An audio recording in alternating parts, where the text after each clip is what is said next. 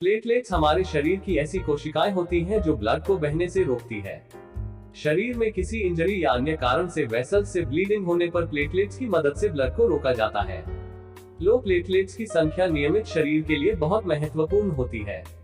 यदि किसी स्थिति में प्लेटलेट्स की संख्या में कमी या वृद्धि होने लगता है तो कई तरह की बीमारियां होना शुरू हो जाती है। आमतौर प्लेटलेट्स की कमी समस्या का कारण बनती है। आइए इस वीडियो के जरिए हम प्लेटलेट्स के बारे में जानकारी प्राप्त करें ताकि लोगों में इस संबंध में जानकारी बढ़ सके। प्लेटलेट्स के क्या कार्य होते हैं? प्लेटलेट्स डैमेज टिश्यू को ठीक करने के साथ ही ब्लीडिंग होने से रोकता है। इस होम्योस्टेसिस के रूप में भी जाना जाता है। प्लेटलेट्स ब्लड में मौजूद एलिमेंट्स होते हैं जो पानी के समान द्रव और कोशिकाओं से बनी होते हैं। इन सेल्स में ऑक्सीजन को ले जाने वाली रेड ब्लड सेल्स भी होता है। प्लेटलेट्स ब्लड में मौजूद माइक्रो पार्टिकल्स होते हैं जिनको मेडिकल चेकअप के दौरान देखा जाता है। शरीर पर चोट लगने के बाद ब्लड में मौजूद प्लेटलेट्स को संकेत मिलना शुरू हो जाता है, जिससे वह इंजरी और ब्लीडिंग वाले हिस्से पर पहुंचकर ब्लड को रोकते हैं। प्लेटलेट्स में कमी के लक्षण। प्लेटलेट्स काउंट में कमी होने पर विभिन्न प्रकार के लक्षण महसूस होते हैं। प्रेगनेंसी के कारण प्लेटलेट्स काउंट में मामूली गिरावट आ सकती है, जबकि प्लेटलेट्स काउंट में अत्यधिक गिरावट होने पर निरंतर ब्लीडिंग के लक्षण देखे जाते हैं। इस दौरान ब्लीडिंग इतना अधिक होता है कि आपको मेडिकल ट्रीटमेंट की आवश्यकता होती है।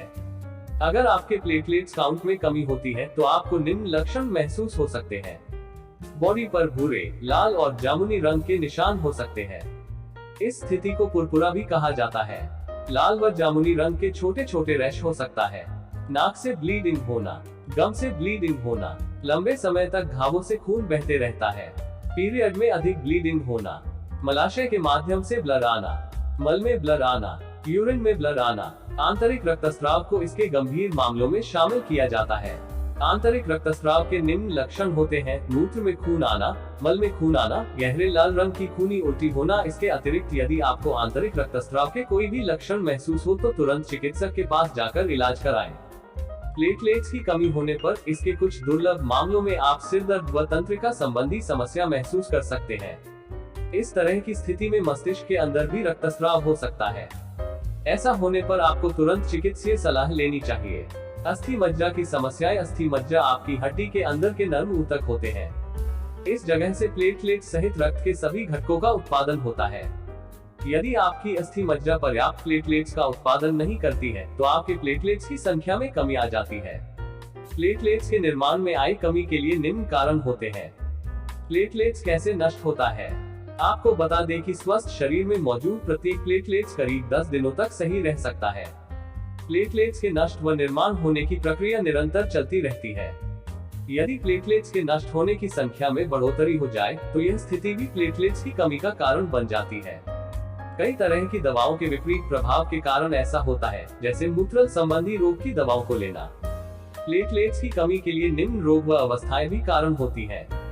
लो प्लेटलेट्स काउंट एक हेल्थ डिसऑर्डर है जिसमें आपके ब्लड में प्लेटलेट्स काउंट सामान्य से कम हो जाती है, जिसे थ्रोम्बोसाइटोपेनिया के रूप में जाना जाता है। प्लेटलेट्स ब्लड सेल्स में सबसे छोटी होती हैं। ये ब्लड क्लॉट बनाने वाली सेल्स होती है जो निरंतर बनती और टूटती रहती है। प्लेटलेट्स की सामान्य उम्र 5 से 9 दिन होती है। एक स्वस्थ व्यक्ति के प्रति माइक्रोलीटर रक्त में 1,50,000 से लेकर 4,50,000 प्लेटलेट्स होती है। जब प्लेटलेट्स की संख्या 1,50,000 प्रति माइक्रोलीटर के नीचे होती है तो इसे कम प्लेटलेट्स संख्या माना जाता है। इन फूड्स को खाने से महज कुछ घंटों में बढ़ जाएगा प्लेटलेट काउंट। डेंगू की हो जाएगी छुट्टी। कई ऐसे विटामिन व मिनरल्स हैं जो प्लेटलेट को तेजी से बढ़ाने में मदद कर सकते हैं। तो आइए जानते हैं कि डेंगू होने पर आपको अपने डाइट में किन चीजों को तुरंत शामिल करना चाहिए। विटामिन सी भी प्लेटलेट बढ़ाने में भी मदद करता है। डेंगू के केस काफी तेजी से बढ़ रहे हैं। ऐसे में जो लोग डेंगू की चपेट में आ गए हैं या उनके परिवार का कोई सदस्य डेंगू से पीड़ित है, उसके लिए प्लेटलेट काउंट पर नजर रखना बहुत जरूरी होता है। अगर आपका प्लेटलेट काउंट गिर रहा है तो यह खतरे की बात हो सकती है। ऐसे में यह जरूरी है कि आप खाने पीने में उन चीजों को शामिल करें जिनकी मदद से आपके सेहत में सुधार हो और प्लेटलेट काउंट में तेजी से बढ़ोतरी हो।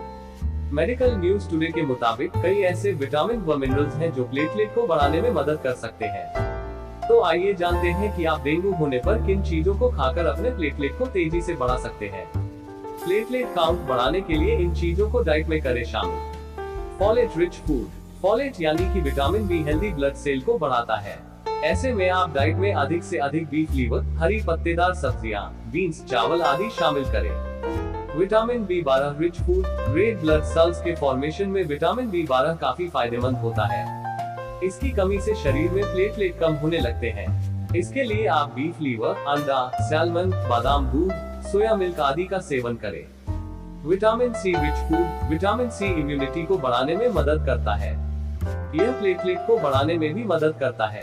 इसके लिए आप ब्रोकोली, स्प्राउट, लाल हरा शिमला मिर्च, नारंगी आदि का सेवन करें। विटामिन डी रिच फूड शोधों में पाया गया है कि vitamin D bone marrow cells के प्रोडक्शन में मदद करता है, जो प्लेटलेट और रेड ब्लड सेल्स के प्रोडक्शन के लिए जरूरी है।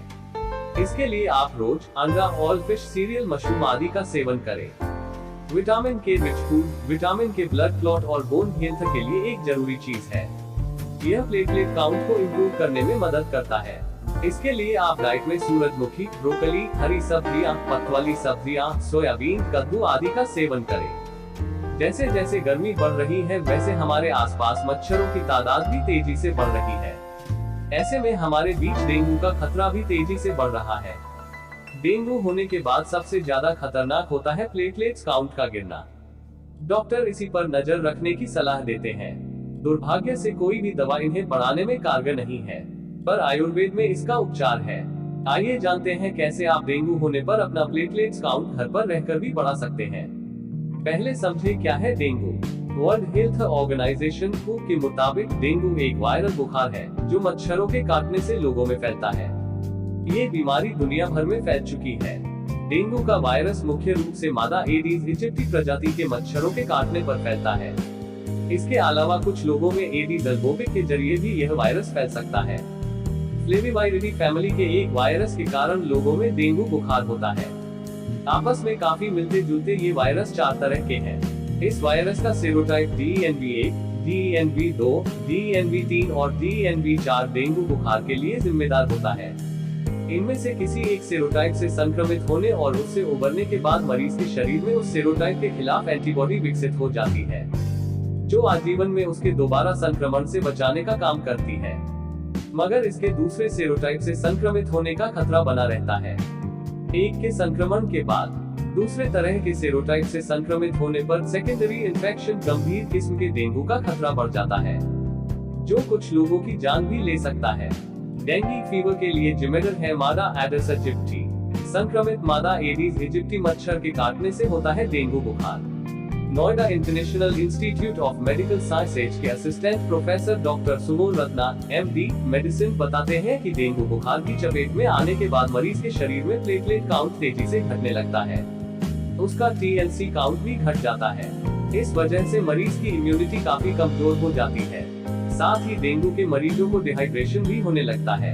इन सब कारणों की वजह से मरीज में सेकेंडरी इन्फेक्शन यानी अन्य बीमारियों के होने का खतरा बढ़ जाता है।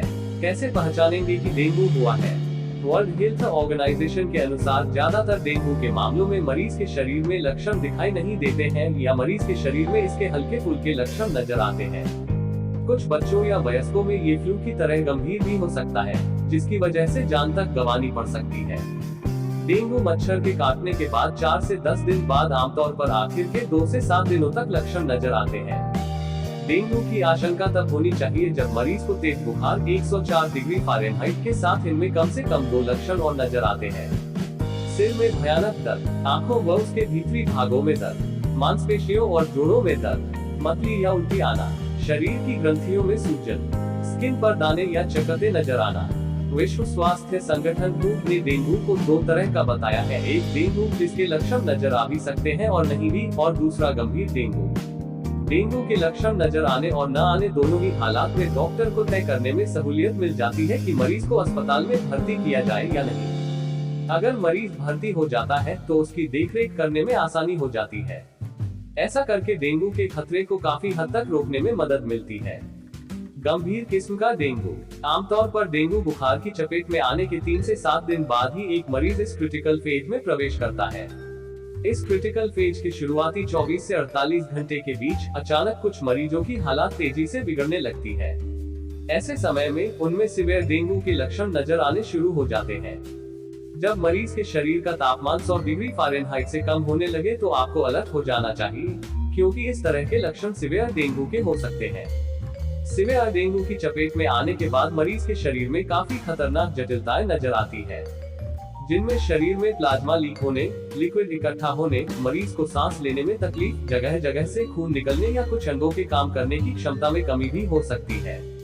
इन स्थितियों में तुरंत करें डॉक्टर से संपर्क। भयानक पेट दर्द, लगातार वॉमिटिंग या उल्टी आना, जल्दी जल्दी सांस लेना, मसूड़े या नाक से खून आना, थकान, घबराहट, बेचैनी, लिवर के साइज का बढ़ जाना, वॉमिटिंग या शौच के दौरान खून आना।